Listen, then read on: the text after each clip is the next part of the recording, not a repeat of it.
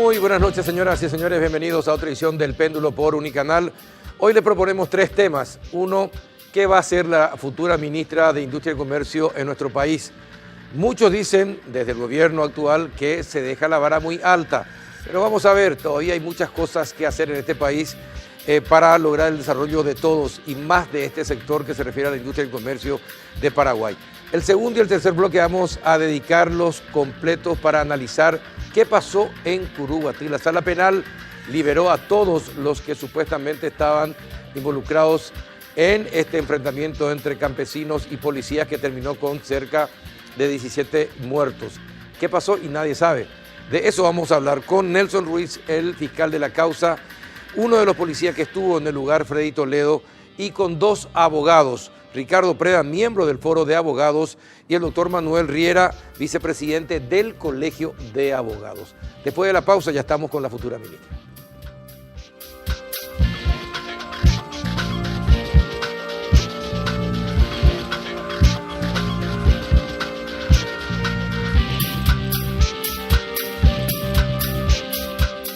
Las tarjetas de crédito del Banco Basa te dan estos beneficios. Los lunes tenés 5% de descuento en todas las estaciones de servicio. Los miércoles, 10% de descuento en spa y peluquerías. El 20 de cada mes tenés 20% de descuento en los supermercados Real. Y esto no es todo. Además, podés retirar adelantos de efectivo de cualquier cajero automático hasta 6 cuotas sin intereses. Y si pensás viajar, hacelo con Gol, al destino que quieras con 18% de descuento hasta 12 cuotas. Si todavía no tenés tu tarjeta de crédito o para conocer las bases y condiciones, ingresa a www.bancobasa.com.py o llama al 618-7070. Banco Basa. Cuando quieras, estamos.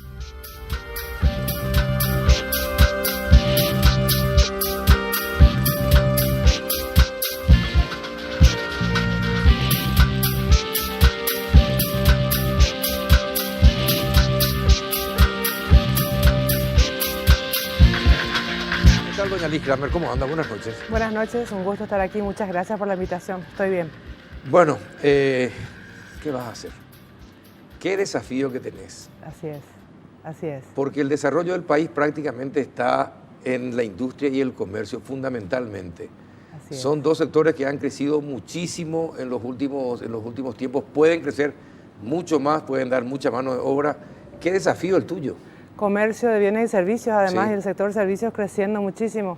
Sin duda es un enorme desafío, muy honrada por la oportunidad de poder servir de vuelta de este lugar. Desafiada, digo, porque sin duda alguna hay un camino andado, pero mucho por recorrer. Desafiada también en poder ponernos metas, digamos, concretas que puedan ser alcanzables en el corto plazo y en el mediano también. Y en ese sentido contarle a la audiencia que lo que tenemos pensado, a grosso modo como líneas de acción dentro de lo que es el plan de gobierno, es por un lado, y lo digo como que en paralelo, por un lado la atención a la industria local ya existente en cuanto a entender qué capacidad de crecimiento tiene la que ya existe, qué capacidad ociosa, si hay posibilidades de joint ventures, si tienen trabas para su crecimiento, en fin, una atención a las industrias y al comercio legales y obviamente a los servicios ya existentes para buscar su expansión. El otro frente sería el de la atracción de inversiones, atendiendo por supuesto el tipo de inversiones que se están atrayendo, pero digamos con un sueño de poder atraer una inversión emblemática de clase mundial que pueda contribuir, además de la inversión en sí misma, con la imagen país, como una cosa emblemática. Por lo tanto, vamos a estar prospectando los 20, 25 prospectos más fuertes a los que nosotros tengamos chances de conquistar y entender qué nos falta para que vengan. Claro. El otro es el de MIPYMES, que representa el 70 y pico % del empresariado paraguayo. Potenciarlas a través, sobre todo, del uso de la tecnología acelerar su formalización. Ya hay un proyecto, hay un viceministerio, hay una ley, hay estructuras, hay un proyecto, y eso prácticamente está en despegue, por decirlo así, desde el punto de vista institucional. Ahí tenemos una enorme oportunidad. El sector de las industrias creativas, la economía naranja, va a tener en esta administración un interés particular. Creemos que bueno, es un sector que tiene la posibilidad de una expansión exponencial con barreras que las tiene, pero no tan difíciles, y donde nosotros tenemos realmente oportunidades de crecer. Y luego, obviamente, y a la par está el fortalecimiento institucional, buscar que el Ministerio de Industria y Comercio sea cada vez más moderno, más ágil, entender de sus procesos, entender de los desafíos de cada una de las dependencias y atender, cómo hacer para atender mejor, cómo hacer para servir mejor en ese rol articulador, promotor que tiene como institución. ¿Alguna vez te pusiste a pensar por qué te llamó Mario Audo Benítez y te ofrece el cargo? Para servir al Paraguay, ¿por qué? ¿Pero por qué? ¿Por qué a vos? ¿Por qué Liz Kramer? ¿Por qué no otro? ¿Por qué vos? Creo que esa pregunta se la tienen que trasladar al presidente. Pero me imagino que vos sos muy inteligente y le habrás preguntado, ¿por qué yo? No. ¿Por qué me querés sacar acá de mi confort y meterme en la lucha otra vez?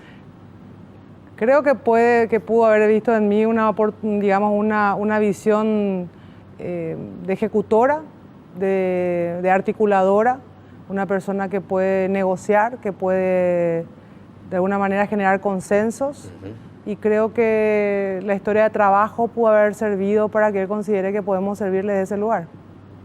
¿Pero le preguntaste o no? No, de ninguna manera. ¿No? Honradísima, ¿Y qué agradecida. pasó? ¿Te llamó y te dijo, te ofrecí y le dijiste sí de inmediato? No, no es así, no funciona así. Funciona con acercamientos previos, consideraciones, hablar con la familia, porque realmente no estaba en los planes, tomar algunos cálculos en cuanto a organización de vida y luego decir una disposición y luego hablar con él para entender también su visión, qué justamente esperaba a futuro, con qué respaldo se encuentra, con cómo está conformado el equipo económico, con quiénes iba a trabajar, qué esperaba de mí concretamente. ¿Y qué te dijo cuando le preguntaste eso? ¿Qué espera de mí? Esperaba que justamente yo logre hacer una administración exitosa articulando y potenciando estos sectores que te estaba diciendo. Hablamos concretamente de estas cosas que estuve hablando contigo y que esperaba de mí que pudiese demostrar de vuelta una capacidad de gestión.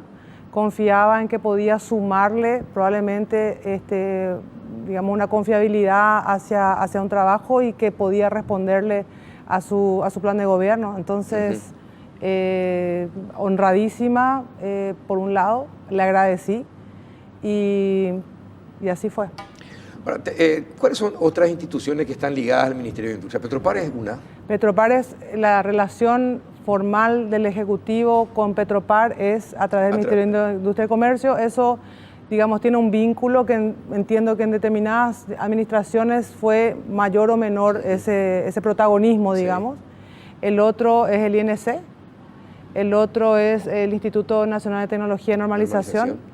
Y el otro es la CNV, la de Valores, la Cámara Nacional de Valores. La Cámara de Valores. Y bueno, ¿y qué pensás? ¿Cómo pensás que va a ser tu contacto sobre todo con Petropar?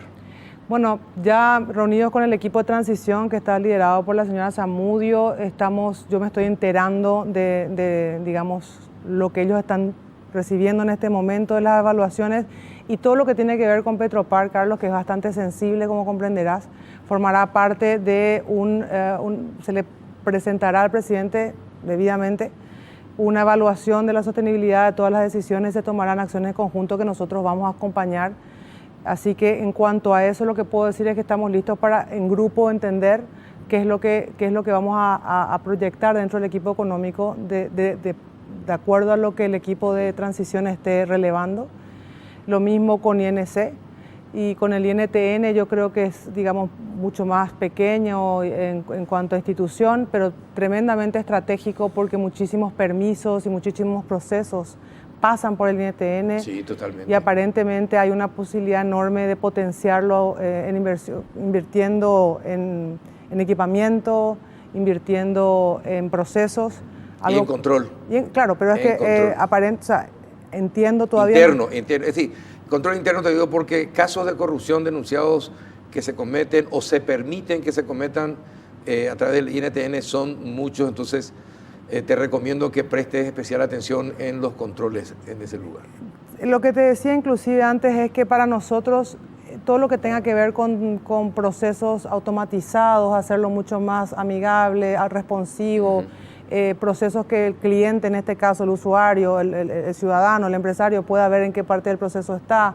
En términos de controles, entender, digamos, algoritmos que puedan dar algún tipo de azar un poco más, digamos, expandiendo un poco más la discrecionalidad.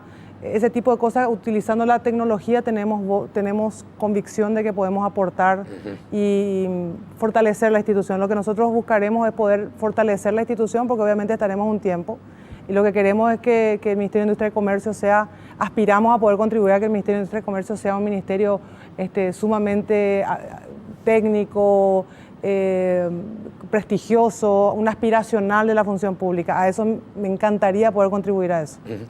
Tu relacionamiento con Petropar, pero también tenés que tener un fuerte relacionamiento con la ANDE. Sin duda. ¿Verdad? Sin duda. Es decir, porque la industria necesita desarrollarse, necesita tener energía las 24 horas del día. ¿Cómo va a ser? ¿Cómo va a ser? Porque, por una parte, el sector empresarial quedó muy satisfecho con tu nominación en el Ministerio de Industria y Comercio. Eso es también una gran responsabilidad. Sin duda. ¿Verdad? Entonces, y ellos necesitan de electricidad, ellos necesitan de muchas cosas, pero fundamentalmente necesitan que sus industrias tengan energía fluida las 24 horas del tiempo y estable. ¿Cómo va a ser ese relacionamiento? ¿Cómo te imaginas que puede hacer con Pedro Ferreira? Yo con el ingeniero Pedro Ferreira me imagino que vamos a tener una relación muy fluida, respeto muchísimo su trabajo y me enorgullece de formar este equipo con él. Lo que el empresariado ve en mí, o quiero que vea en mí, es una gestora, una ejecutora, una aliada. Digamos, soy de las que va a ir acompañando a entender los procesos. Obviamente que las limitaciones de las ANDE, que las responde el ingeniero Pedro Ferreira con mucho pragmatismo, son innegables y eso no se puede soslayar. Sin embargo, no solamente en la ANDE, hay un montón de otras instituciones vinculadas al mundo empresarial, sin duda, y en todas ellas, desde el Ministerio de Industria y Comercio, lo que queremos asumir es el rol de aliados, de promotores, de acompañantes, en entender cuál es la traba. Habrán cosas que podremos lograr. Yo tengo experiencias de función pública, de gestión, que inclusive cosas que no estaban en mi plato, por decirlo de alguna manera, y que lo pudimos hacer. Y tengo confianza de que esa experiencia de pelear una causa, de ir, de deshilar el ovillo, de entender dónde está el nudo, de entender quién es quién y conseguir la firma y todo lo demás, esa parte de gestión, yo creo que puede servirme la experiencia que tengo. Así que tengo mucha fe de que, más allá de los grandes desafíos de infraestructura que tiene el Paraguay, que sin duda responden a un montón de otras instituciones, desde la industria y comercio, desde el Ministerio de Industria y Comercio podremos ser aliados de los empresarios y del pequeño empresario también para desarrollo. ¿Sí? ¿Cuáles son las prioridades que te manifestaron los industriales, la UIP y la FEPRICO?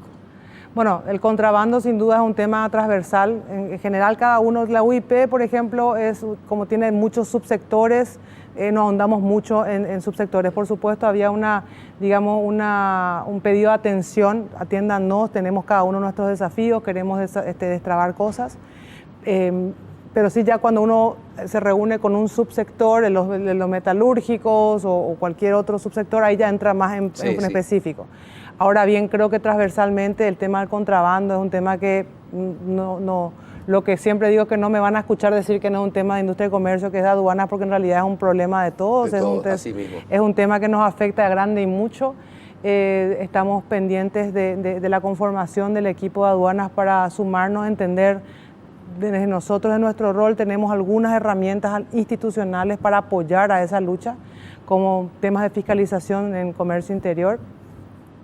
Así que de lo que nosotros nos corresponde institucionalmente, por un lado, pero sumarnos también a una cruzada donde nos vamos a necesitar todos, porque aparentemente por diferencia cambiaria se viene, una presión adicional que no ha habido en los últimos años.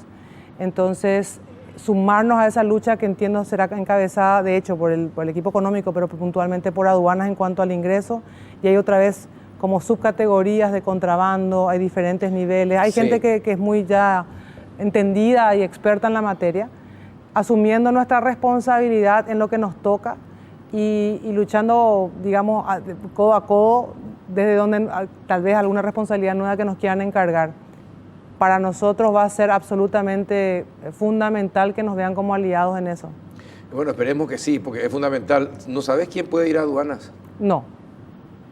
Debe ser casi como tu hermano siamés, tiene que ser para... Porque es fundamental, el director de aduanas es fundamental en este país. Duda. Ayer nomás, estaba acá con Jorge Torres, César Rosso. Sí, claro. ¿Lo conoces? Más vale, presidente de la red de líderes. Presidente de la red de líderes. Bueno, y él estaba hablando acerca del contrabando de cerdos. Claro. No solamente ya de vacunos, también de cerdos, que afecta a la producción. Sin y de duda. manera... Y encima riesgo increíble. sanitario. Exactamente. Y también de pollos. Entonces es una lucha constante y desde Industria y Comercio vos podés hacer mucho ahí presionándole también al director de aduana para que los controles sean eficientes. Sin duda alguna tenemos un rol institucional de relación en eso, pero además yo quiero entender cómo me dicen, todavía no sé exactamente qué herramientas son, pero me dicen los amigos del mundo de la tecnología que nos ofrecen un respaldo de evidencia, digamos, que podremos implementar una mayor inversión en tecnología para combatir esto. Nos explican de que existen herramientas utilizadas en otros países que podríamos, yo ahora voy a aprender del tema, pero todo lo que esté a nuestro alcance, sin duda alguna, para nosotros es un desafío muy grande y lo vamos a hacer. Yo particularmente me siento sumamente comprometida con esa causa. Ya tuvimos una reunión inclusive con Sebastián Hacha, con todos sus estudios. Creo que acto seguido de que me nombraron ya me llamó y le dije, sí, ya sé, vamos a reunirnos, ya sé lo que me vas a contar en cuanto a título. Y valernos de esa información, o sea, como que el mega sobre tema... la informalidad, claro. Claro, porque tiene que ver con eso, pues, pero el mega tema, Carlos, contrabando, tiene pues sus aristas. Sí. Por ejemplo, desarrollar puestos de empleo en torno a la frontera, dándole otra opción a aquel pasero, digamos, ¿no? Que tenga un trabajo más digno. En algunas partes del país realmente no hay otra cosa que hacer. O sea, aparentemente, no estoy justificando de ninguna manera. Pero también tenemos que ver qué alternativas podemos dar a un problema social, porque es un problema social que no podemos conceder. Inteligencia. Y creo que podemos aportar desde la inversión en esos sectores también. Ahora, al comenzar hablaste de tratar de atraer a empresas emblemáticas, de las más importantes del mundo. ¿Pensaste en alguna? ¿Quiénes, por ejemplo, querrías que vengan a Paraguay y que de alguna manera ayuden a hacer crecer esa marca Paraguay? Más que lo que yo haya pensado, hay que evaluar, porque uno puede pensar en lo que quiera. Pero lo posible. Lo posible. Y tenemos que prospectar, Carlos. Sería irresponsable de mi parte decirte ahora, porque tenemos que prospectar concretamente cuáles tenemos chances reales, porque no nos vamos a ir a hablar con quien no tenemos chances o que estamos muy lejanos. Tenemos que ver cuál es la fruta más amable, más a mano y cuál es más aspiracional. Tenemos algunas ideas de, por ejemplo, grandes emblemas que están en la región, en Argentina, ya instaladas en Argentina y en Brasil, que quizás venir a Paraguay les resulte más conveniente. Esos serían quizás como los primeros grandes nombres que podemos auscultar. Pero entender, por ejemplo, si pasa por un parque industrial de primer mundo, tenemos hoy 22 parques industriales, pero veremos si lo que tenemos es suficiente para traerlos o qué es lo que podemos hacer en ese sentido. Por tanto, te diría que las grandes marcas que están en la región son unos prospectos interesantes para comenzar, pero sin duda, ¿por qué no aspirar a alguna otra que nuestras condiciones, nuestra localización, nuestra hidrovía, en fin, nuestra energía, dependiendo obviamente si la podemos garantizar como se necesita, seamos capaces de ser atrayentes, ¿no? Ahora, en algún momento vinieron unos chicos excelentes investigadores sobre regionalizar, hablando sobre la posibilidad de regionalizar la energía, ¿verdad? Para que sirva para la producción de diferentes sectores, ¿verdad? Y tenerlo como centro de distribución de la energía en la zona, en la región, a Paraguay. ¿Lo ves como algo posible? ¿Te hablaron del tema? Escuché hablar de un grupo de la Universidad Nacional. Sí, para instalar... Para instalar, sí. Parques industriales. Escuché hablar, pero no, me falta información para poder opinar al respecto. No obstante, obviamente, todo lo que podamos sumar a eso. Ahora, también ahí entran a tallar negociaciones que quizás, de hecho, todo lo que tenga que ver con regionalidad, tenemos terminando de hablar de Mercosur y de negociación internacional. Entonces, de vuelta, entre lo factible, entre lo ideal y lo factible, sería interesante entender si son limitaciones técnicas las que no nos han llevado hasta el momento o son proteccionistas o cuáles son, ¿no? Uh-huh. El tema de la maquila fue siempre un emblema de este gobierno que está terminando sus 5 años. ¿Qué pensás? ¿Seguir insistiendo en el tema de la maquila, convertir a Paraguay en un país maquilador o dar otro salto? Hoy estuvimos reunidos con la Cámara de la Maquila, un poco antes de venir para aquí. Me hablaban de que algunas ya están pasando a una segunda etapa. Justamente les decía si podemos auscultar en esto de ver, de potenciar lo que ya hay, ver si sus propias matrices tienen capacidad de expandir, de tal vez traer otro proceso más a Paraguay. Eso en ese sentido son 15.000 y pico puestos de trabajo, son 170 y algo empresas. Quizás hay mucha concentración en Alto Paraná, tal vez poder potenciar un poco más otras zonas. Claro, porque es el mercado brasilero. Por el mercado brasilero, sin duda, pero y también en Central. Entonces, vamos a seguir apoyándolos. Me hicieron saber sus limitaciones, sus desafíos, más que nada procedimentales, digámoslo así. Creo que es tremendamente importante para un país que tiene tanta mano de obra ociosa aún poder seguir apostando a eso, sin descuidar esa aspiracional que te decía. Y por qué no, en una de esas son las propias matrices de estas maquiladoras que podrían ser una de estas marcas que estamos hablando, ¿no? Sí, efectivamente. Hay una maquiladora en Ciudad del Este que hace juguetes. Es decir, paraguayos hacen juguetes con marca brasileña. Me encantaría que digan algún lugar del sello que digan hecho en Paraguay. Es decir, producción brasilera, pero hecho en Paraguay. Okay. Y espectacular. Es una maquiladora sensacional.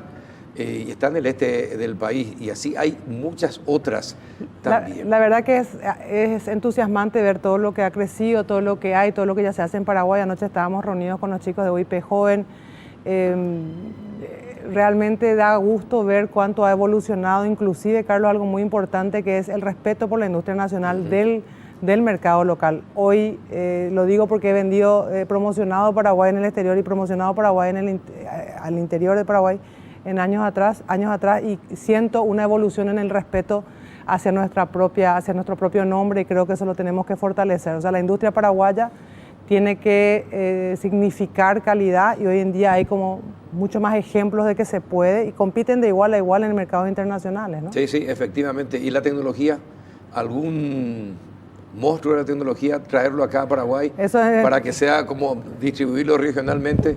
Bueno, y eso... Ser un poquitito la Irlanda de Sudamérica, ¿no? Bueno, ahí justamente entra todo ese mundo de las industrias, o sea, de todo lo que es TI. Estuvimos con todos los actores, los llamados industrias creativas, porque es, conocimiento, etcétera.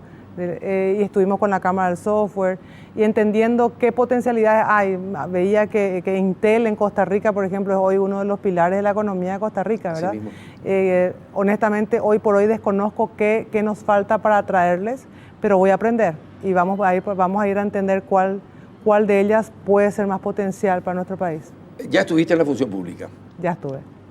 Y te habrás dado cuenta que si hay algo que le falta al Paraguay, no es inteligencia, no es trabajo, es gestión, es capacidad de gestión. Sí. Demostraste que vos sos una buena gestora. Fundamentalmente eso es lo que necesitamos de las autoridades del próximo gobierno, que sean buenos gestores. En todo, educación, salud, en agricultura. En agricultura me parece que tu relacionamiento con el Ministro de Agricultura debe ser tan íntimo, ¿verdad? Porque como es industria y comercio, bueno, tenemos un montón de industrias alimenticias y de ganadería. De hecho, mañana vamos a estar con el viceministro de Ganadería, con la gente de la Cámara de la Carne. Así que estamos ya en la previa trabajando y obviamente nos faltan horas y días para poder llegar a todos para decirle este mensaje de trabajo conjunto. Pero así lo haremos y queda claro eso. Y con el MEC también, sí, es decir, todo el sistema alimentario de las escuelas públicas del país, son más de 5.000, casi 7.000 escuelas públicas. Si el Ministerio de Industria y Comercio, el Ministerio de Agricultura y el Ministerio de Educación trabajan, coordinan, gestionan. Ahí, Carlos, entiendo. Con las intendencias y manteniéndole a raya a intendentes y gobernadores. ¿Sabes cómo se puede dar un gran salto? Yo entiendo, Carlos, ahí que hay una oportunidad interesante de comunicar a la ciudadanía unos avances que está teniendo la INAM, porque en eso tiene como un rol protagónico la INAM, dependiente del Ministerio de Salud, y me contaban ayer en la CAPASU y en otras organizaciones que el sector privado, así como en su momento fue en el sector de la carne, ve lo que le falta en esta industria alimenticia, ve lo que le falta, dónde está el cuello de botella y aporta digamos, para que eso sea más eficiente. Entonces, creo que en esa asociación que estás hablando de ministerios, también no hay que dejar de lado el sector privado. Sí, sí, totalmente, no, claro. Que es el intermediario, digamos así, o el beneficiario intermedio de esto, pero que inclusive puede darle una impronta de velocidad totalmente, que muchas veces el sector público no tiene esa misma velocidad. Cuando yo me refería a la unión de los ministerios era para que sean gestores Sin con duda. el sector privado, justamente sí, para la provisión de alimentos en las escuelas así públicas. Así es. Que es un nicho que es interesante. Y no solamente en las escuelas, en los cuarteles. En los cuarteles también, vos que sos hija de militar, conocés mejor que nadie. Así es. ¿Verdad? La oportunidad, la verdad que es tan plurisectorial, o sea, es como todo, es un sistema. Todos nos relacionamos muchísimo, nuestro vínculo con relaciones exteriores, con interior, bueno, en fin, por eso están las divisiones institucionales, ¿no? Claramente, con el Ministerio de Trabajo estuvimos ya también trabajando con la ministra designada, Carla Basigalupo, en los planes que ella ya está, digamos, encaminando, las novedades que han tenido en ese sector aquí ahora, absolutamente relacionadas con nuestro ministerio, así que muy entusiasta de poder hacer equipo con todos mis colegas, sin duda alguna. Ahora, la última pregunta. El 16 de agosto, ¿cuántos proyectos de leyes o cuántos programas se podría presentar a través del Ministerio de Industria y Comercio ya? Sería una irresponsabilidad presentar el 16 de agosto, Carlos. ¿Por qué? Porque tenés que entender lo que estás recibiendo para poder saber si estás recibiendo exactamente lo que vos acompañás. Así que estamos viendo lo que hay. Hay un tema, entonces, por ejemplo... Era la última pregunta. ¿Vas a hacer una auditoría total del ministerio? Corresponde a un corte administrativo y corresponde en prioridad de administración pública la revisión por parte del órgano contralor, sin duda. Muchas gracias por venir. No, gracias a usted. Liz Kramer, la futura ministra de Industria y Comercio, para que ustedes se enteren de cuáles son sus planes, sus propuestas para el próximo gobierno. La vuelta de la pausa. ¿Qué pasó en Curuguatí? Ya volvemos.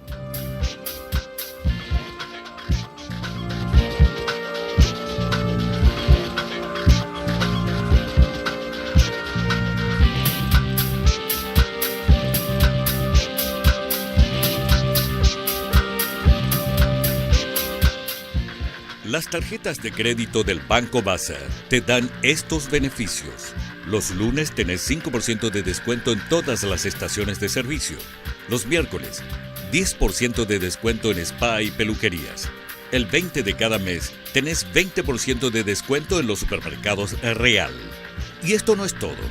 Además, podés retirar adelantos de efectivo de cualquier cajero automático hasta 6 cuotas sin intereses.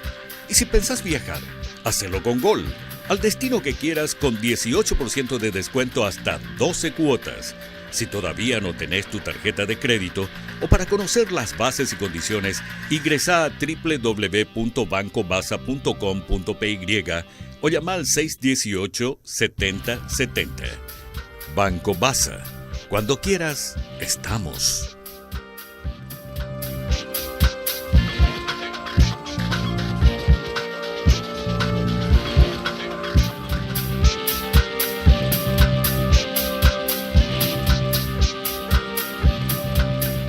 ¿Qué pasó en Curuguatí? Es el debate que nos convoca ahora, desde este momento en el péndulo. ¿Qué tal, doctor Nelson Ruiz? ¿Cómo está? Buenas noches. Un placer estar contigo en tu programa, Carlos. Un saludo al Toledo. Muchas felicidades a los colegas en su día y un saludo también para la audiencia. Su oficial principal, Freddy Toledo. Buenas noches, ¿qué tal? ¿Cómo está? Buenas noches, Carlos. ¿Qué tal, doctor Ricardo Preda? ¿Cómo anda? Buenas noches, Carlos, para ti, para los demás invitados y para la audiencia. Doctor Manuel Riera, buenas noches, ¿cómo está? Gracias, Carlos, muy bien. Saludo también a los presentes y a los colegas abogados en el Día del Abogado que estamos celebrando hoy. Es cierto, por eso dicen que agosto comienza mal. Chiste Argel hoy, ¿verdad? Sí, pero celebramos... Comienza con el Día del Abogado y termina con el Día del Policía. No, y celebramos con Tereré, con 7 Yuyo, Carrulín, pusimos todo en el colegio recién. Bueno, está bien. ¿Qué pasó, doctor? ¿Qué es lo que pasó? ¿Qué es lo que decidió la sala penal? ¿Qué pasó en Curuguatí? Finalmente no hay culpables de nada. Bueno, yo creo que dar una explicación certera respecto a todo lo desarrollado en este fallo por el tribunal, realmente una tarea bastante difícil, ¿eh? Un fallo por demás desordenado en cuanto a la emisión de los votos, en cuanto a la emisión de las opiniones, de los argumentos esbozados por los mismos, un argumento absolutamente retaseado en algunos en relación a algunos hechos punibles que ni siquiera fueron tratados y algunos otros, digamos, algunas otras cuestiones que fueron objeto de la casación que tampoco fueron abordados por los miembros.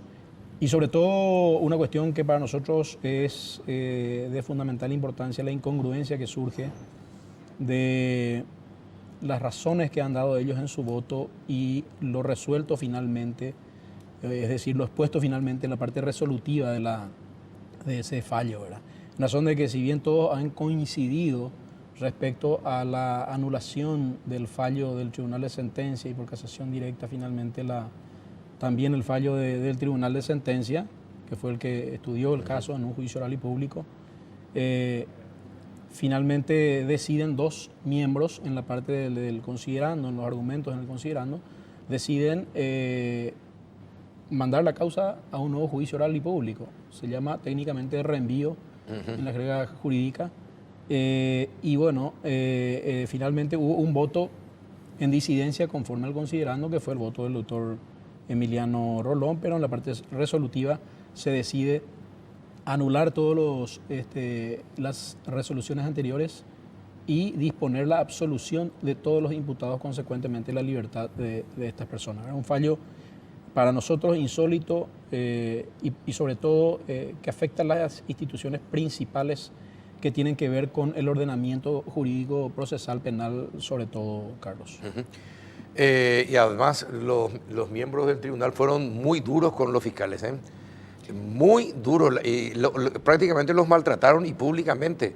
Y prácticamente dijeron que no aportaron ningún tipo de prueba y que fue deficiente el trabajo fiscal.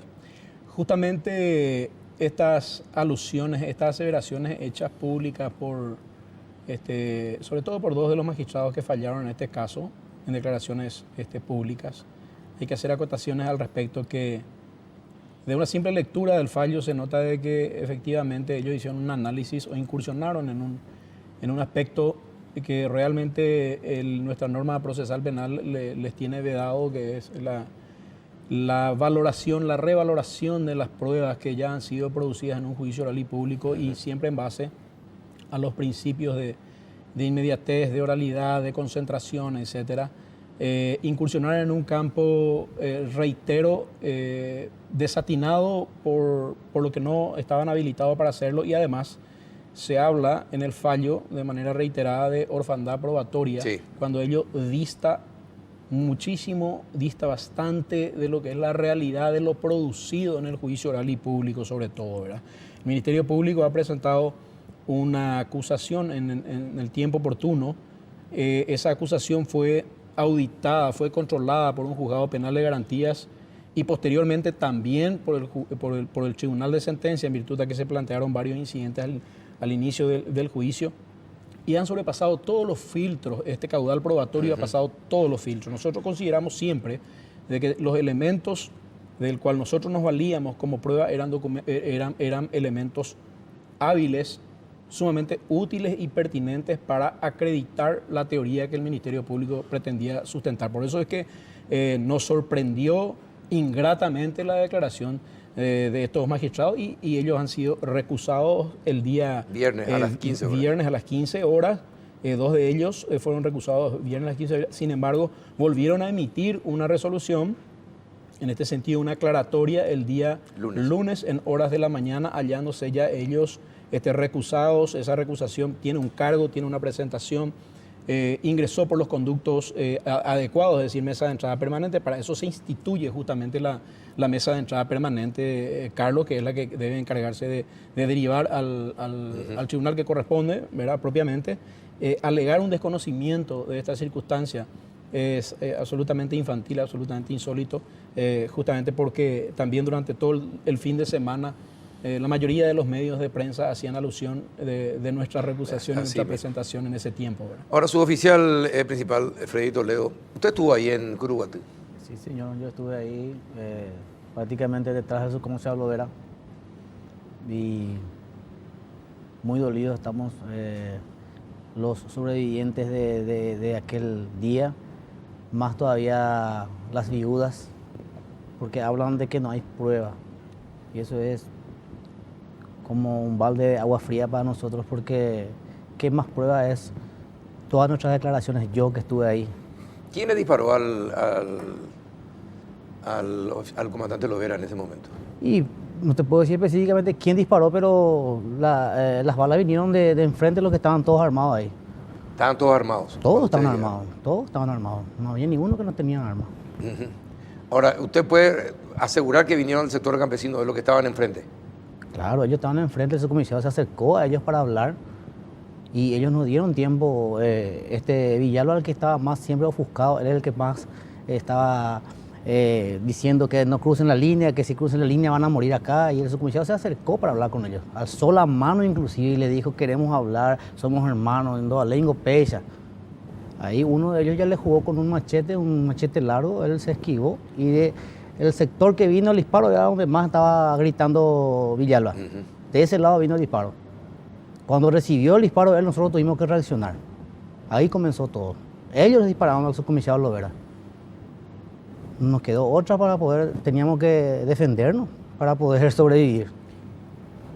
Ahora, después de este fallo del tribunal, ¿usted personalmente cómo se sintió cuando conoció el fallo? Yo me sentí ese día totalmente decaído. Nos agarró de sorpresa todo esto y empezaron a llover las llamadas, los mensajes. Sí, entre los que estuvieron entre todos ahí, nosotros y todos se quedaron anonadados por la noticia. ¿Y qué expresaban sus camaradas? Y expresaban mucha desazón anímicamente. Hubo mucha tristeza, porque nosotros tenemos un grupo allá muy unido con las viudas. Hubo llantos, hubo impotencia. Hasta ahora nos sentimos así. Y ustedes, señores abogados que están escuchando todo esto y que conocen y que entienden de leyes, ¿qué es lo que se puede decir de lo que pasó en Curuguatí después de este fallo de la sala penal? Bueno, yo particularmente leí la sentencia y definitivamente uno lee lo que dice el doctor Cristóbal Sánchez, que es el propinante, y luego lee lo que dice el doctor Rolón y finalmente ya surge la confusión a quién se la adhirió Martínez Prieto. Creo que su última versión es que se la adhirió a Emiliano Rolón. Parece que leyeron cosas distintas el doctor Sánchez y el doctor Rolón. El voto del doctor Sánchez explica, digamos, todos los puntos o trata de atender todos los puntos de la casación y tiene algunas decisiones y algunos puntos que son interesantes y rescatables. Sin embargo, el voto del doctor Rolón realmente no se entiende qué es lo que desarrolla. Por ejemplo, no se expide con relación a uno de los hechos punibles, no se expide con relación a todas las hipótesis, porque acá es importante hablar, es muy común creer que solamente los delitos económicos son complejos. Uh-huh. Los homicidios en principio no son complejos porque resulta que una persona le dispara a otra, pero este caso particular es un caso sumamente complejo. ¿Por qué es complejo? Porque hay 17 personas muertas, hay varias personas en la escena y varias personas que disparan. Entonces es un caso sumamente complejo. Una decisión mínimamente debería expedirse sobre la conducta de cada uno y explicar por qué. Si la duda de estos magistrados era si la bala que disparó el sujeto A fue la que acabó con la vida del subcomisario Lovera, ahora comisario póstumo, bueno, eso mínimamente representa lo que se denomina una tentativa acabada. Es decir, el solo hecho de disparar hacia un ser humano vivo, eso es una tentativa acabada. Si no se puede establecer científicamente cuál de las balas acabó con la vida de este sujeto, igual uno le puede atribuir a quien disparó hacia ese sujeto la tentativa acabada.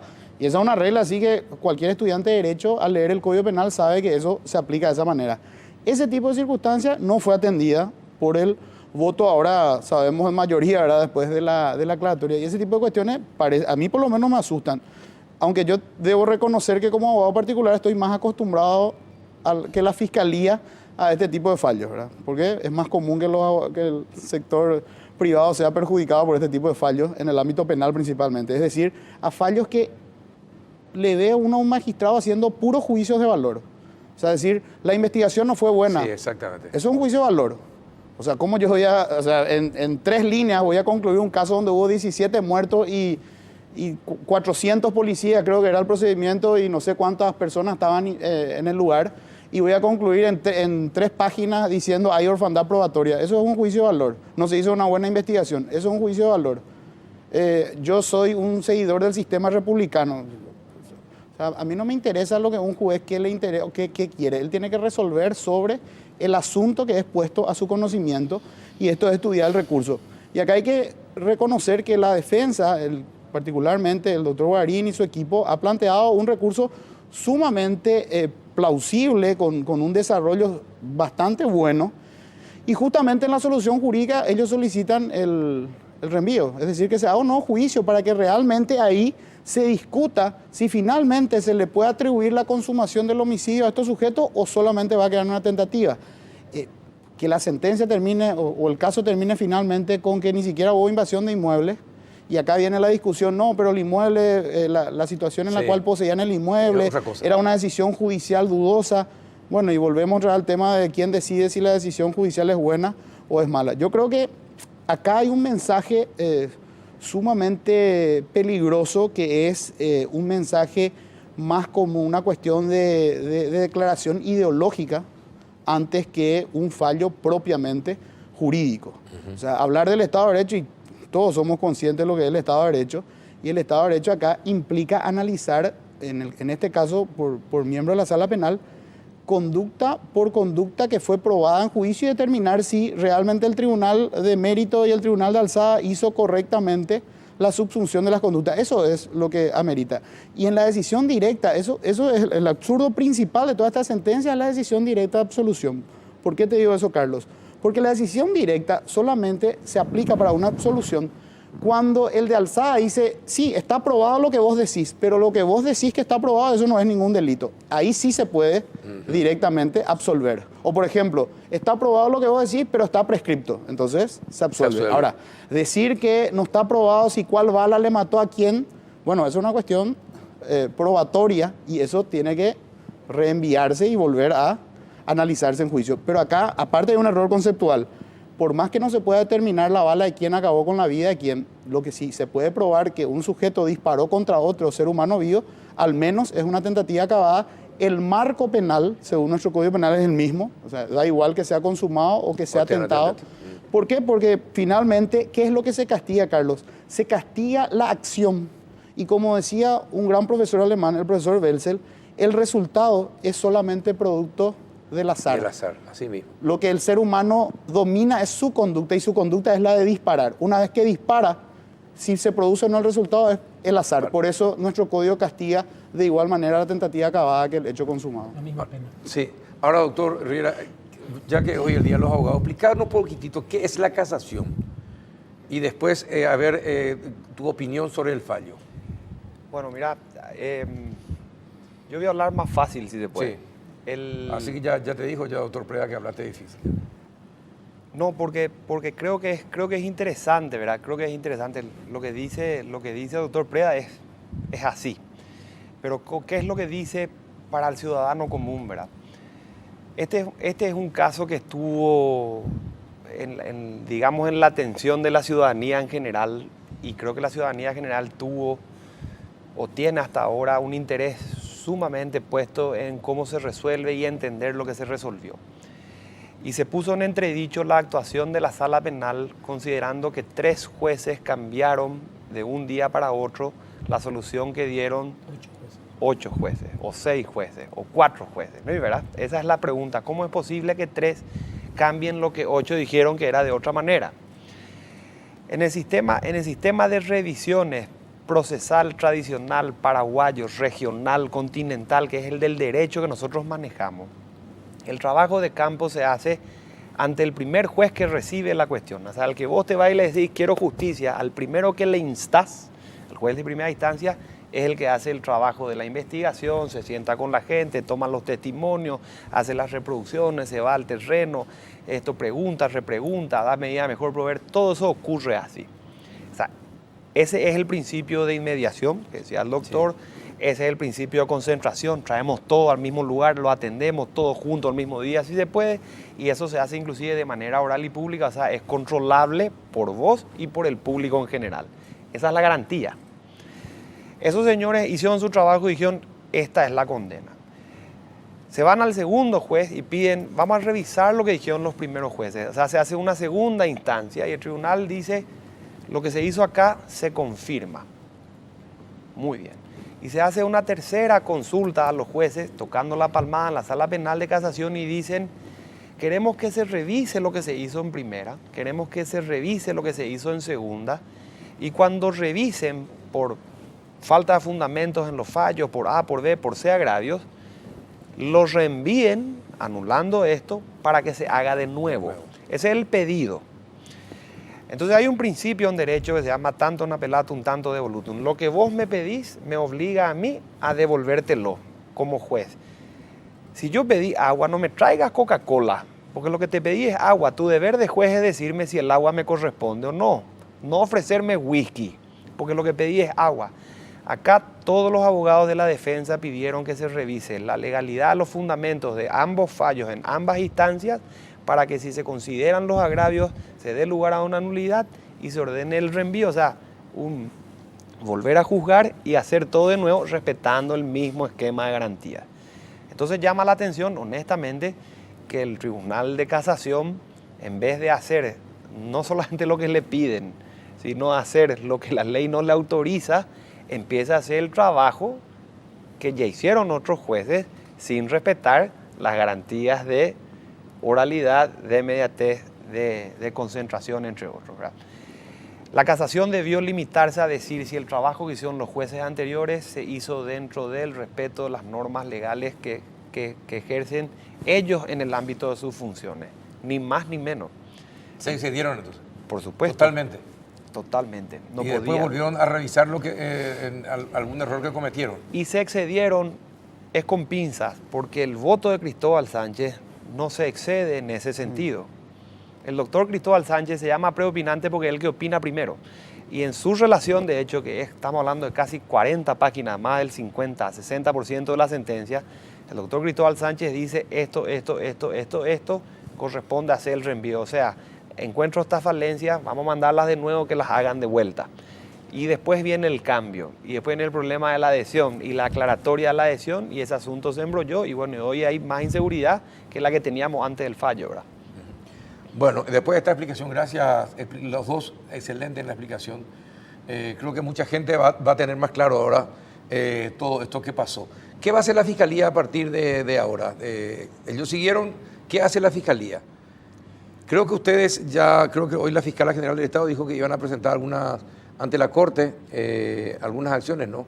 Sí, efectivamente. Ya se ha formulado una petición de un recurso de aclaratoria, justamente tanto sobre el primer fallo que acabamos de referenciar, como también de la aclaratoria dictada por el mismo tribunal el día lunes. Y en el contexto de esa formulación y luego de los fundamentos que se hacen en ese recurso, se solicita igualmente, se proceda a la anulación de esa resolución por hallarse viciada efectivamente de nulidad, tal como lo relataron. Explíquenme ustedes que son los capos en derecho. Si es la última instancia, ¿quién va a revisar? ¿O quién puede decidir que no tenga efecto lo que ya se decidió? Bueno, nosotros nos basamos en algunos precedentes que ya acontecieron. Hay fácilmente 3 o 4 casos en donde la propia sala penal de la Corte revió un fallo justamente a través de una aclaratoria en virtud a que también fue integrada la sala penal por otros magistrados de un tribunal de apelaciones, un caso bastante sonado, y procedió a anular la resolución, y además recuerdo que esos miembros de ese tribunal de apelación que integraron la Corte fueron enjuiciados y algunos, tengo entendido, no quiero dar con certeza, pero 2 de ellos fueron destituidos. ¿Se puede dar esta paradoja entonces? Que los miembros de la Corte que no quisieron entender en el caso y permitieron que integren jueces inferiores, finalmente van a terminar resolviendo lo que los jueces inferiores, el mismo caso que se negaron a atender. No, pero quiero aclarar, Carlos, que yo me estoy refiriendo al caso en particular que acabo de citar, pero sí, en este caso todos se inhibieron, los jueces, los miembros de de la Corte Suprema de Justicia se inhibieron, todos se inhibieron. Ya sé, pero el pedido es que, ahora es que, claro, pero que atienda la sala penal. Correcto, pero se va a tener que integrar la sala penal con otros miembros posiblemente de tribunales de apelación también. Yo tengo una opinión, ¿verdad? La Corte Suprema de Justicia se llama Corte porque reúne gente, se llama Justicia porque es lo que supone que nos da, y se llama Suprema porque no hay nadie encima. Sí. Entonces, si vos te subís a lo supremo de un edificio, no hay más ascensor que lleva a ni un lado porque es supremo, pues. La Corte Suprema ya falló. Ya se terminó ya. Sí. Lo peor de todo es que cuando la Corte se equivoca, su error es derecho. Porque eso es así, ¿quién más lo revisa? Entonces, si se pone el énfasis, yo entiendo, el trabajo de la Fiscalía tiene que hacerse, el trabajo de la Fiscalía, ¿verdad? La estrategia es fiscal, pero la Corte Suprema ya dio su fallo con sus errores, con los problemas, con todo lo que está pasando, ¿verdad? Eso no debió ocurrir, pero ya ocurrió. Sí. Una cosa que estás acostumbrado, sí. Ya el tema lo he hecho consumado, ¿verdad? Mismo. Entonces no debería ocurrir más nada, sin prejuicio que ocurra lo que dice el doctor, ¿verdad? Pero la Corte no debería más decir nada, porque ya falló, ya se acabó. Además la aclaratoria fue de oficio, o sea, ya usó su última herramienta propia como tribunal per se. Entonces, honestamente te digo, no sé cómo va a ocurrir, no sé cómo van a lograr una cosa así, doctor. Yo ya estaba expectante por una cuestión académica, ¿verdad? Pero bueno, justamente con relación a la aclaratoria, ahí se vuelve a equivocar estos magistrados, porque el artículo 126 del Código Procesal Penal claramente establece que la aclaratoria de oficio solamente corresponde cuando se la hace antes de notificar la resolución. Claro. Ellos ya habían notificado la resolución, por lo tanto, tampoco correspondía la aclaratoria de oficio. Ahora, y no es una segunda, sentencia. Sí. Así, eso por un lado. Por otro lado, en cuanto al fallo, acá hay una cuestión distinta a otros casos. ¿Por qué una cuestión distinta? Porque una cosa es que el fallo, tal cual sale incólume, uno diga, realmente es un disparate lo que fallaron, que en algunas partes de la sentencia sí es un disparate. Pero acá además existe algo distinto, que es una intervención incorrecta. ¿Por qué? Porque no se puede establecer en qué sentido es la mayoría del voto. Y esa aclaratoria que hacen, la hacen de manera incorrecta. Entonces, lo que cabría analizar es si se puede dar una nulidad. No es una cuestión del contenido, como dice el doctor Riera, lo que resolvieron en cuanto al contenido, si no estábamos de acuerdo, pero acá está en la intervención de los magistrados. ¿Por qué? Porque hay una discusión de cuál es el sentido mayoritario del voto, porque una cosa es lo que está escrito y otra cosa es lo que dijeron, y además la aclaratoria lo hacen fuera de tiempo, estando recusado. Entonces hay que analizar si lo que resuelve una persona que está recusado es un acto válido. Y ahí vamos a irnos a la situación de si se trata de un acto válido o no. ¿Y quién resuelve un acto válido de la Corte? Y se tiene que conformar, obviamente, otro órgano que va a seguir siendo la sala penal de la Corte, pero con otros integrantes.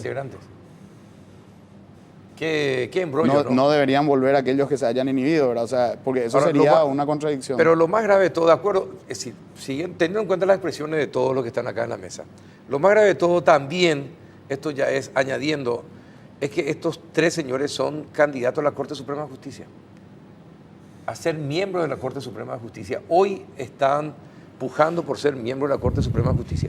Si cometen este tipo de disparates, haciendo uso de su palabra, de errores, como dice usted, y como dice también el doctor Ruiz, ¿qué es lo que uno como ciudadano puede esperar de un miembro de la Corte Suprema de Justicia en que llega a este tipo de situación? ¿Qué garantías nos dan de que van a hacer justicia con nuestra vida y con nuestros bienes? El sistema de justicia se ha puesto en entredicho, Carlos, que es un tema que va a resolverse, y esto es un tema que vas a considerar no con cambios de diseños constitucionales, sino con la modificación en cómo funcionan los hombres dentro de los diseños. Acá están fallando los hombres. O sea, acá se están señalando errores de personas que tomaron el cargo de corte. Ojo con eso, porque también es cierto, irrelevante, los ministros de la Corte se apartaron todos, excepto Alicia. Alicia después vino la renuncia, pero no se había ido cuando le llegó el cargo. Todo el resto dijo, yo no acepto el asunto. No es que explicó, yo soy acreedor del subcomisario, yo soy enemigo del doctor Preda, yo tengo partido de fútbol con el fiscal. No acepto, nomás dijeron los ministros de la Corte. La Corte Suprema, en la composición de sus ministros, no agarró el guante. Ese es un tema importante a la hora de tomar políticas judiciales, por un lado, y el deber de juzgar, por otro lado, que supone que yo no te pegue a vos en la calle porque hay alguien que dice cómo tenemos que resolver nuestro problema. Y la gente que asumió hizo un esfuerzo. Yo creo que ese esfuerzo se nota en el voto de Cristóbal Sánchez, no se nota en el voto del doctor Rolón, y el voto de Arnaldo queda descolgado, porque es esto que decías en uno de los programas, ¿verdad? ¿Cómo afecta al producto el orden de los factores? De los factores. Y es difícil explicar, porque no es que es 2 más 1 es 3, 2 más 1 es 3, o 1 más 2 es 3, no.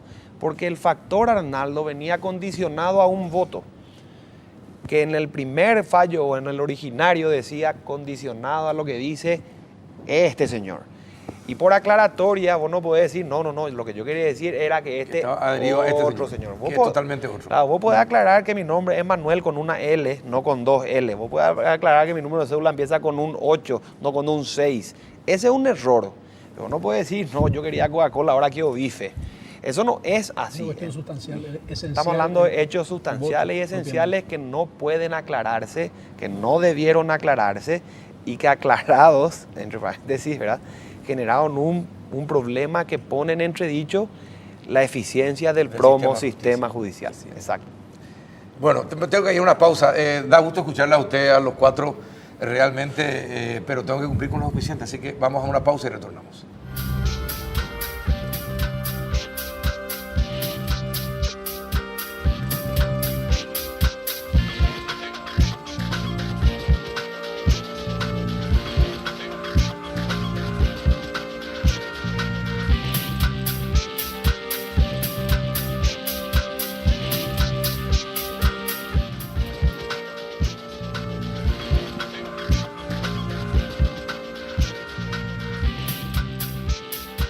Y bueno, estamos haciendo un curso rápido de Derecho con este tema, porque uno aprende debatiendo sobre este tema y entiende un poquitito más sobre lo que es el sistema judicial también en nuestro país. Pero el doctor Preda, en la pausa, generalmente en las pausas se dicen muchas cosas de una manera mucho más natural, no tan política como se dice cuando uno está al aire. Pero ¿qué es lo que quería mencionar el fallo del doctor Rolón, que estuvo mencionando y que está en el escrito, así que no va a decir tampoco algo que no esté documentado? No, en el caso del doctor Rolón, como dije, hay, por ejemplo, una parte hacía una declaración sobre su convicción, etcétera, y bueno, eso parece un discurso más ideológico que jurídico. Convicción republicana. Sí, exactamente. Eso por un lado, y por otro lado, sigo sosteniendo que tanto el recurso planteado por los abogados, así como el voto del propinante, no tienen mayores reparos, más que yo no coincido con algunas conclusiones del doctor Sánchez, pero yo creo que su desarrollo es lógico y atendible. En cuanto a un apartado que concluye, los apartados que concluye el doctor Rolón, es otro tema que me preocupa. Un tema que me preocupa bastante es que no distinga en que disparar un arma de fuego hacia un ser humano ya sea tentativa acabada y que eso amerita. Si él lo que dice es que no se probó el homicidio consumado, bueno, que envía un nuevo juicio para que si en ese juicio no se determina que fue un consumado, que se determine si fue un tentado y quién fue la persona que disparó hacia otro ser humano vivo. Eso por un lado. Pero otra conclusión que me preocupa bastante es que dice en una parte de agregarse que estas constancias documentales referidas hacen alusión a pruebas circunstanciales que no fueron corroboradas a través de ningún medio directo.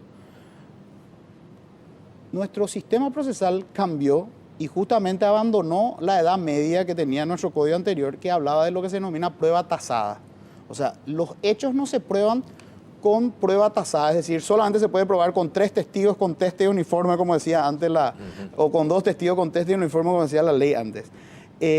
No, acá se puede probar justamente, y el código lo dice expresamente, de manera directa o de manera indirecta. ¿Qué significa eso? Yo también puedo llegar a la conclusión de manera indirecta. Y te pongo un ejemplo. De manera directa sería que nosotros o ustedes 4 me vean a mí dispararle a una persona que está allí. Esa sería una prueba directa, el testimonio de ustedes. Ahora, si a mí me vieron correr del lugar donde esta persona cayó y escucharon ustedes un ruido similar a un disparo y me vieron correr del lugar, luego en mi casa encuentran un arma que se determina que de esa arma salió el impacto de bala que dio en el pecho de esa persona y yo doy positivo a nitrito y nitrato, entonces a través de una manera indirecta ustedes van a concluir que yo le disparé a ese sujeto. Esa es una prueba indirecta o un modo indirecto de probar que yo le maté a ese sujeto. Y eso se admite en cualquier lugar civilizado del mundo, se admite condenar a través de prueba indirecta. Y en el caso de nuestro Código Procesal Penal lo dice de manera expresa. Libertad probatoria y los hechos se prueban de manera directa o de manera indirecta. Pero además, en el caso concreto, ni siquiera estamos hablando de prueba indirecta porque acá le escuché decir al suboficial y he visto declaraciones de otras personas que intervinieron y lo vimos nosotros mismos a través de las afirmaciones, que habían personas disparando, es decir, esa no es prueba indirecta, esa es una prueba directa. Es decir, a todo o a estas personas le consta quién disparó. Si esa bala causó o no la muerte, bueno, esa es otra discusión. Bueno, pero además el hecho de que él no le haya visto al que le disparó al comandante del operativo no significa que otros no la hayan visto. Así es. Tal como ocurrió en el juicio, Carlos, porque eso sí, te puedo hablar con propiedad porque participé a lo largo de este juicio que duró casi un año. Hubieron testimonios de personas que estuvieron en el lugar en una distancia muy cercana, estos oficiales operativos que acompañaron al subcomisario Erden Lovera al lugar del suceso donde se produce finalmente la refriega, se encontraban a escasos 5 a 6 metros de él. Y si bien aquí el suboficial Toledo acaba de referir una circunstancia relevante, como por ejemplo el haberle reconocido a Rubén Villalba como la persona que se encontraba frente a frente a Erden Lovera, y también vio Toledo, porque recuerdo que en su declaración dijo que lo vio portar una escopeta también a Rubén Villalba. Están otros testimonios, como por ejemplo el del suboficial Saracho, el del suboficial Tome, el comisario Anoni, etcétera. Si bien Anoni no señaló con precisión que Rubén Villalba o Luis Olmedo dispararon contra la persona del subcomisario Erden Lovera, sí lo hizo Saracho. Lo hizo de una manera que él describió a la persona que atacó, que disparó el arma de fuego, los primeros disparos efectuó contra la humanidad de Erden Lovera, y luego de describirle al tribunal las características físicas de esta persona, el tribunal inclusive le pidió que grafique. El suboficial Saracho se tuvo que parar y mostró su posición de qué lado estaba quién, etcétera, y luego de graficarle al tribunal esto, él procede a hacer una descripción física de la persona a quien él vio ahí. Le preguntan los miembros del tribunal si entre los 11 acusados existe alguna persona con esa característica. Dice, el que está sentado, no me acuerdo si estaba en el segundo lugar, en el tercer lugar, pero les indica directamente y dice, tiene todas las características de la persona que disparó a... Esas pruebas fueron, o sea, ya que incursionaron en el caudal probatorio, hicieron valores de juicio respecto al caudal probatorio, bueno, estos fueron soslayados olímpicamente en el fallo que estamos analizando, Carlos. Y estos testimonios, tal como decía magistralmente el doctor Preda, para nosotros constituyen pruebas directas, sumado a otro cúmulo de pruebas importantísimos que sostenían nuestra teoría de la manera en que acontecieron los hechos. El espacio físico que existía en el lugar, la posición de los tiradores, de los campesinos, los rasgos, los vestigios que quedaron en el cuerpo de las víctimas, la trayectoria de la bala que coincidía con con la porción de hecho que nosotros queríamos probar de que los campesinos se encontraban en un lugar un poco más alto que los policías que le rodeaban en U, lo que nosotros le llamamos embudo fatal. Un embudo, y toda esa posición con la gente de criminalística, de balística y más el trabajo forense, que se hizo un trabajo minucioso y se examinó los 17 cuerpos, por cierto, y ese es otro tema también tan cuestionado, el tema de que no se haya hecho la autopsia y podemos desplegar toda una explicación también respecto a la no necesariedad de una autopsia en ese momento, porque se sabía, no se tenía duda de la causa de la muerte de esa persona, porque inmediatamente del lugar donde fueron, por decirlo así, acribillados, se les levantó y se les llevó a la morgue.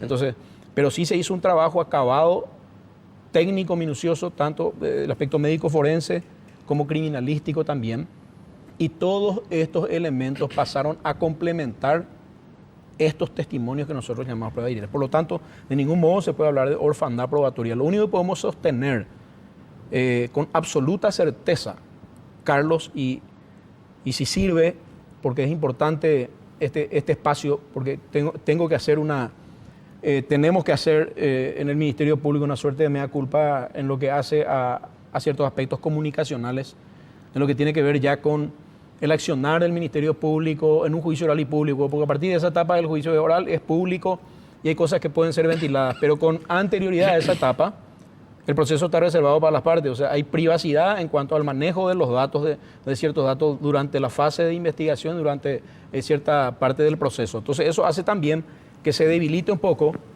esa circunstancia, que nosotros tengamos que dar a conocer a la ciudadanía qué elementos poseemos, qué es lo que tenemos y qué características tienen las pruebas que nosotros vamos a presentar. Entonces esto genera confusión. Durante ese lapso de tiempo, toda la defensa y todos los demás, inclusive gente que jamás participó del juicio, pasaban a hacer juicios de valor respecto a las pruebas, que no había pruebas y que no había pruebas, repetían de manera constante. Sin embargo, la realidad dista bastante de esa posición. Ahora, finalmente, al escuchar todo esto, lo que dijo el oficial, al leer todo el expediente, o todo lo que ustedes ya leyeron y saben de esto último, finalmente, ¿cómo se puede definir a este fallo del tribunal? Yo te diría lo siguiente, el fallo del tribunal... ¿Es un fallo político? ¿Tiene más bien un viso de fallo político o no? Mira, sin especular, porque este caso ha sido contaminado con política, con ideología, con un montón de críticas que primero no me incumbe, porque no estuve en eso. El fallo es extenso, tiene sus años, es voluminoso, no estudié, así como le tocó al fiscal y a los que intervinieron en este asunto, ¿verdad? Pero el fallo es la culminación de un gran error del sistema de justicia, porque no tiene sentido, no le cierra a la persona de uso sentido común que tengamos 17 fallecidos y no haya ningún solo culpable. O sea, no está respondida la pregunta originaria aquella de qué es lo que pasó. Entonces, si no está respondido, ¿para qué entonces tenemos sistema de justicia? O sea, ustedes pues me impiden a mí matarle al doctor Prea, él no puede matarme a mí. El tema es que el tribunal diga cómo se solucionan las cuestiones, pero no te responde, pues. Entonces hay una carencia de respuestas por cómo terminó esto, no por el proceso en sí, que tuvo respuestas que se fueron confirmando, que se fueron dando y después se deshacen todas en este último fallo. La falta de respuesta como sistema de justicia es un tema sumamente relevante.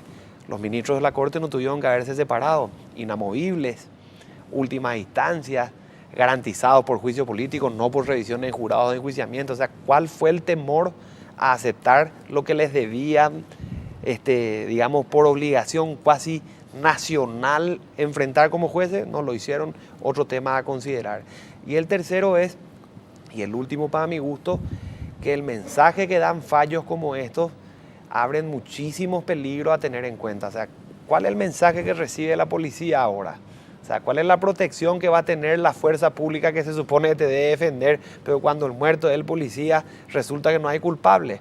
¿Cuál es la defensa o cuál es la respuesta en el mensaje que se le da a toda la actuación fiscal como fue menoscabada según los fallos de los jueces?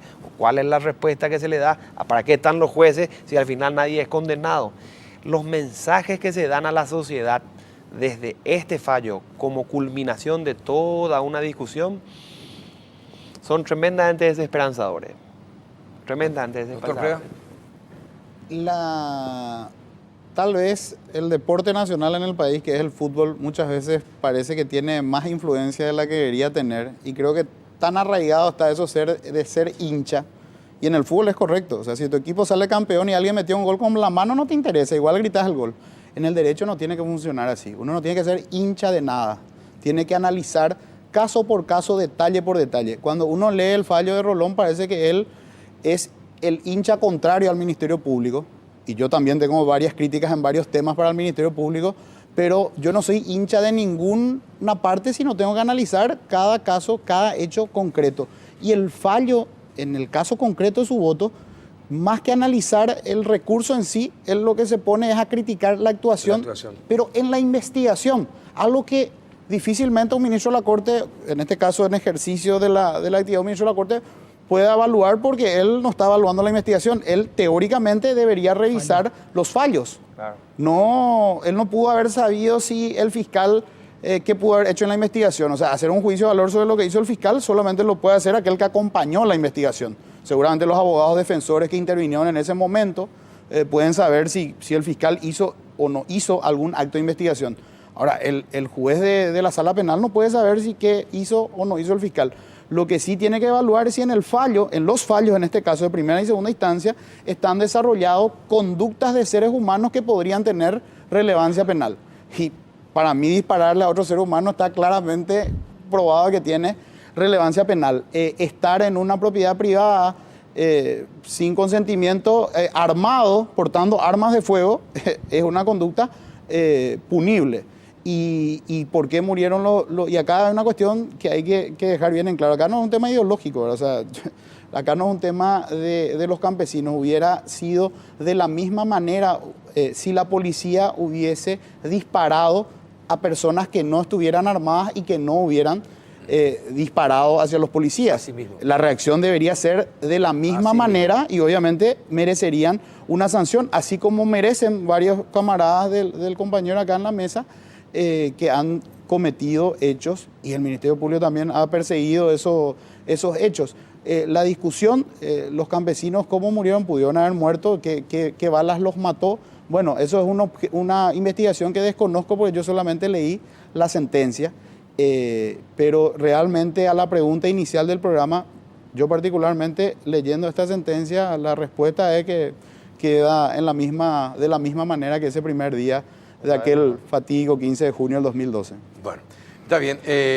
Con el permiso tuyo, doctor, y con el permiso del suboficial, quisiera esta última parte del programa, y no te voy a dar intervención a vos porque no te quiero comprometer, mucho menos a vos, suboficial. Quisiera esta última parte del programa hablar del caso Ibáñez. ¿Cuál es la opinión que tienen ustedes como abogados de lo que hoy pasó en la Cámara de Diputados? La Cámara de Diputados tramitó el tema de la investidura, creo que el quórum fue de 42 abstenciones, Sí. y se resolvió o no se 46, 27 y 6. o no se resolvió Algo así privársele de la investidura. Yo digo lo que dijo el Colegio de Abogados, ¿verdad? El Colegio de Abogados señaló que procedía la pérdida de la investidura porque el diputado Ibáñez había perdido rasgos de honorabilidad, había caído en la más grosera inmoralidad, en tanto y en cuanto él reconoció la comisión de los hechos punibles, y si bien esa cuestión penal está zanjada, la cuestión política, que es atribución exclusiva de la Cámara, podía hacerlo con criterio político, decir, señor, mire usted, después de haber hecho lo que hizo y confesado lo que confesó, usted ya no representa lo honorable de esta Cámara, por eso se le saca la investidura y otro deberá estar sentado en su lugar. Pero no se hizo eso. La lectura al colegio es simplemente debió hacerse. Y bueno, y no se hizo. El criterio político primó en sentido inverso. Quiere decir que los estándares morales o de honorabilidad que maneja el quórum que se abstuvo son distintos a los que manejó el colegio y el resto de la ciudadanía. O sea, para ellos no es inmoral cometer hechos punibles, o los hechos punibles hasta 30 millones son aceptables, o cosas por el estilo. Entonces pueden ser parlamentarios todos aquellos que roban hasta 30 millones de guaraníes, en tanto y en cuanto devuelvan una parte y el casero siga así. Eso es lo que pasó hoy. Yo celebré tanto lo de la pizzería Tarantela, ¿verdad? Sí. Porque la ciudadanía tiene ese recurso. O sea, yo no, lastimosamente no tengo una pizzería. O sea, la hubiese cerrado también, ¿verdad? Pero le hubiese permitido entrar a ellos. Exacto. Eso, Claro, si no va a perder plata así. Claro. O hubiese hecho una pizza Ibáñez, una cosa así especial, ¿verdad? Pero lastimosamente el criterio político fue el inverso. Entonces, lo que yo insistiría es simplemente en que la ciudadanía salga a defender aquello que supone nos representa como pueblo paraguayo. heroísmo, honestidad, trabajo, trabajo tesonero, voluntad. decencia, esfuerzo en la madrugada, esfuerzo nocturno, como los que nos acompañan acá. Eso es lo que tiene que representar el parlamentario, no un tipo que te roba. No hay que tolerar Que eso. paga con Carlos. la plata del Estado el trabajo que hacen en su casa su funcionario privado. Que no le pagó, entre paréntesis, todo. Sí, no le Parte pagó le todo, retuvo. así mismo. Exacto. Así, sí. Es decir, no solamente le robó al Estado, también a sus propios empleados. Es mezquino, es bajo. Es decir, de lo último. Y doctor Preda, ¿qué pensamos? Bueno, hoy ponía en una de mis redes sociales, yo más tengo ahora más en pagar mis impuestos para que Eso mismo no yo se- dije antes ayer, sí, esa es mi propuesta, hice yo. Me abstengo de pagar mis impuestos, porque si mis impuestos van a ser utilizados para pagar el servicio doméstico de funcionarios del Estado, a mí me parece indigno, porque yo estoy pagando, si quiero tener un servicio doméstico, lo tengo que pagar de mi bolsillo, como lo hace incluso hasta el ciudadano más humilde de este país, que le sobra un poco para pagar a alguien que le cuida a su hijo, una maestra en el campo que le paga algo a la vecina que le atiende al hijo, hasta él se está quitando del bolsillo para pagar, y realmente me parece total y absolutamente indigno esto. Y acá hay que separar dos cuestiones. Por un lado está el tema procesal penal, que uno pueda discutir que la salida alternativa atribuida al señor Ibáñez es posible, es posible. Es posible, ¿Sí? El Código, Está dentro de la el norma. Código Procesal Sí. Penal no impide la salida procesal que se le dio, pero acá hay que separar dos cuestiones. Una cuestión es el proceso penal y otra cuestión es la pérdida de investidura. La pérdida de investidura, el artículo 201 de la Constitución, tiene dos hipótesis. La primera hipótesis es que la violación del régimen de inhabilidades. En el régimen de inhabilidades está, por ejemplo, una condena firme a más de 2 años de pena privativa de libertad. Entonces, la condena solamente se requiere para la pérdida de la investidura del primer inciso del 201. Ahora, el segundo inciso se refiere al uso indebido de las influencias derivadas del cargo. Y yo escuché alguna defensa para Ibáñez decir, no, pero él no estuvo imputado por tráfico de influencias. Primer error. La Constitución es anterior a la ley que regula como delito el tráfico de influencias. Por lo tanto, la Constitución, cuando se refirió a uso indebido de la influencia, no se estaba refiriendo al delito de tráfico de influencias. Se estaba refiriendo al lenguaje, a qué significa uso indebido Conseguir lo que yo no puedo. Claro, de influencias. Entonces, ahí tenemos que entrar a definir qué es influencia. Ejercer algún tipo de poder. de poder, o de O de presión, o de presión o de poder o de injerencia. de injerencia en algún ámbito. Uno puede ejercer la influencia producto de un cargo público, puede hacerlo a través del poder que te da los medios, lo puede hacer a través de la docencia, si es su alumno el sujeto, Claro, etc. exacto. Bueno, en este caso el señor Ibáñez es diputado. Él consiguió que 3 personas sean nombradas o contratadas, no sé cuál es la figura en el caso concreto, contratadas o nombradas en el Congreso, En la Cámara de Cámara de Diputados, Diputados, en su donde oficina. él cumple funciones. Sí. Con lo cual, objetivamente podemos decir que esas 3 personas fueron nombradas debido a que un diputado, en este caso Ibáñez, solicitó que estas personas sean nombradas. Así Con lo cual, el concepto o el elemento de influencia ya está cumplido, ya está por un cumplido, lado. sí. Ahora hay que determinar si hubo un uso indebido. Y ahora vamos a ver qué hacían estas personas. Estas personas cumplían el servicio doméstico en la casa del señor Ibáñez. Por lo tanto, en ese caso, es claro que utilizar la influencia para que el Estado le pague al personal doméstico en mi casa no representa algo debido. Dicho de una manera más simple, si él utilizaba su calidad de diputado para nombrarle a un PhD como director jurídico del Congreso, hubiera utilizado la influencia, pero sería discutible que ese uso sea indebido. Ahora, en el caso concreto, él utilizó su cargo, ser diputado nacional, para Su que beneficio su servicio personal. doméstico Claro. tenga un salario del Estado. Esa es la parte que jurídicamente, desde mi punto de vista, se subsume claramente en la causal del 201, inciso segundo. Y lo miserable como ser humano es el haberle quitado las 2/3 partes de los ingresos a esas personas. Eso ya no entra dentro de la ley, eso ya entra dentro de una reacción mía como ciudadano y de una persona que paga sus impuestos para que una persona miserable como esta le robe a 3 personas que son gente humilde, que no tienen la culpa, y acá hay que diferenciar quién es el verdadero rufián en esta película. Bueno, perfecto. Justito al final. Usted como si yo no tuve que decir Yo suscribir nada. nada, Sí, exactamente. Suscribo totalmente lo que usted Sí, dice. lo que totalmente, ustedes dijeron, sin dudar. En este caso también. Señores, muchas gracias por acompañarnos. Muchas gracias, fiscal, su oficial. Muchas gracias. Yo sé que usted se tuvo que quedar para estar en el programa. Le agradezco de corazón esa situación.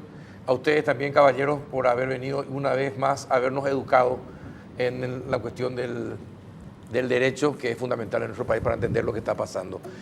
Y a ustedes también, muchas gracias por acompañarnos en sus casas, por la paciencia de tener todos los miércoles que ver este programa. Hasta el próximo.